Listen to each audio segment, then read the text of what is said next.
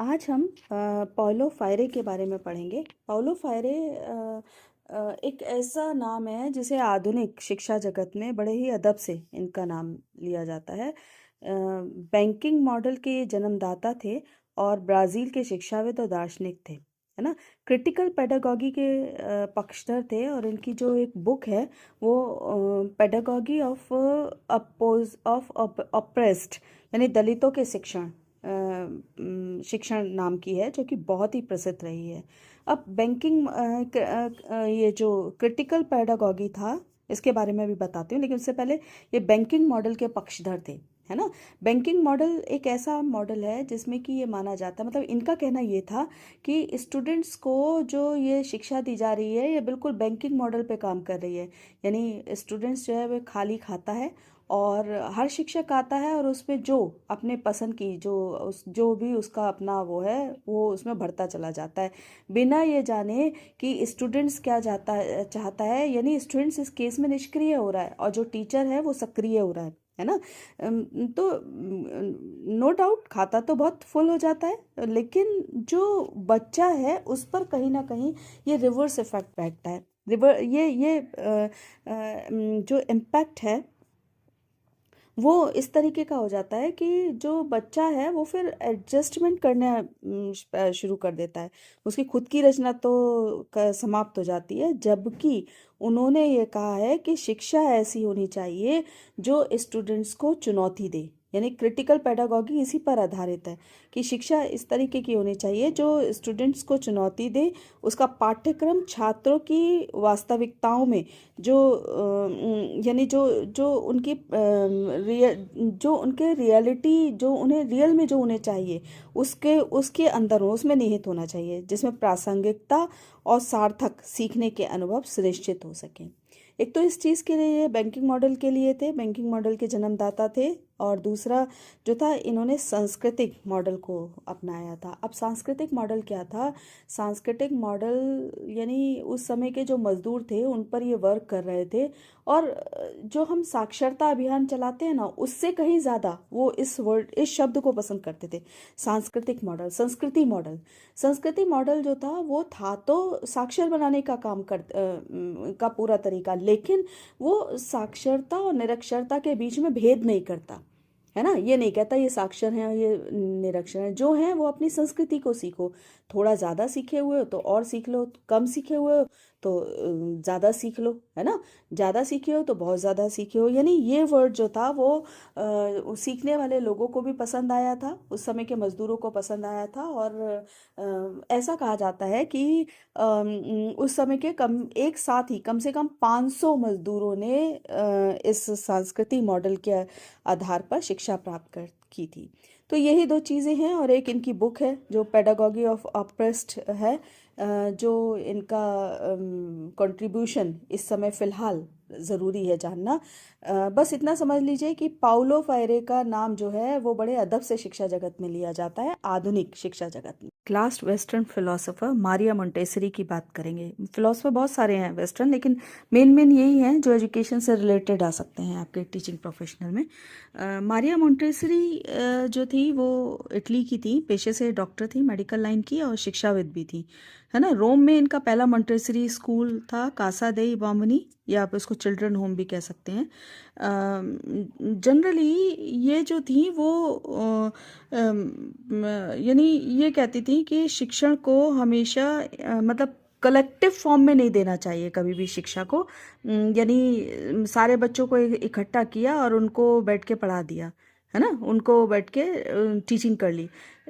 Collective इसलिए नहीं देना चाहिए, जिस बात को प्रूफ साइकोलॉजी भी करता है कि हर बच्चा यूनिक है, हर बच्चे के अपने इंटरेस्ट हैं, हर बच्चे की अपने काम में रुचि है, हर बच्चे का लेवल अलग अलग है, और आप कलेक्टिव फॉर्म में अगर आप बैठा रख कर पढ़ा रहे हो तो ऐसा कभी भी नहीं हो सकता कि सारे बच्चे उससे सीख जाएं। दूसरा उन्होंने जो था वो इंद्रियों को ज्ञान का द्वार का था, यानी गेटवे ऑफ नॉलेज, है ना, औरों की तरह से। और उन्होंने ये कहा था कि आप इंद्रियों को प्रशिक्षित करो। इसी में जो था वो जॉन लॉक का भी एक डेफिनेशन है जो इसके अपोजिट गई है। उन्होंने ये कहा है कि जॉन लॉक ने कि हर बार इंद्रियों से एजुकेशन लेना ठीक नहीं होता, क्योंकि इंद्रियां जो देख रही हैं वही सच हो ऐसा संभव नहीं है। इंद्रियों के आपस में भी कंफ्यूजन हो जाता है। वैसे तो जैसे कहा जाता है मॉन्टेसरी के अनुसार प्रत्यक्ष को प्रमाण की आवश्यकता नहीं है ना, लेकिन एक और कहावत है ना कि हमेशा जो हम देख रहे हैं वो सच नहीं होता। तो इसलिए इंद्रियों पर भी पूरा पूरा जो ज्ञान मिल रहा है उस पर पूरा पूरा विश्वास नहीं करना चाहिए, जबकि तर्क के आधार पर, ऐसा जॉन लॉक का कहना है। लेकिन फिलहाल हम मारिया मॉन्टेसरी की बात कर रहे हैं। तो इसमें उन्होंने इंद्रियों को ही ज्ञान का द्वार कहा है, और साथ साथ ये भी कहा है कि बच्चे के शुरू के जो 6 साल होते हैं वो बड़े क्रूशियल होते हैं। उस दौरान आपने उसका अगर डेवलपमेंट कर दिया, उसकी जो शारीरिक रूप से मानसिक रूप से उसका स्टार्ट कर दिया, तो वो बच्चा आगे जाके बहुत सफल सिद्ध होता है। इसीलिए इन्होंने क्या था कि अपने स्वयं की जो था मेथड इंट्रोड्यूस किया था। मेथड क्या था इनका? वैज्ञानिक रूप से आधारित शिक्षा पद्धति इन्होंने ली थी। यानी तरह तरीके के जो टॉयज़ थे वो बनाए थे एजुकेशन से ही रिलेटेड। आजकल भी आप कभी देखिए तो छोटे छोटे जो स्कूल्स होते हैं छोटे छोटे बच्चों के, उसमें कहीं कहीं लिखा होता है कि हमारी जो एजुकेशन दी जा रही है वो मॉन्टेसरी बेस पर दी जा रही है ना। फिर ये सीमाओं के भीतर ही इस रहकर स्वतंत्रता पर जोर देती थी। यानी बच्चों को लिमिटेशंस में तो रखो, बट उन्हें स्वतंत्र छोड़ दो। आप क्लास तो दो, बट उन्हें कब पढ़ना है, क्या पढ़ना है, किसके साथ पढ़ना है, इसकी स्वतंत्रता तो दो।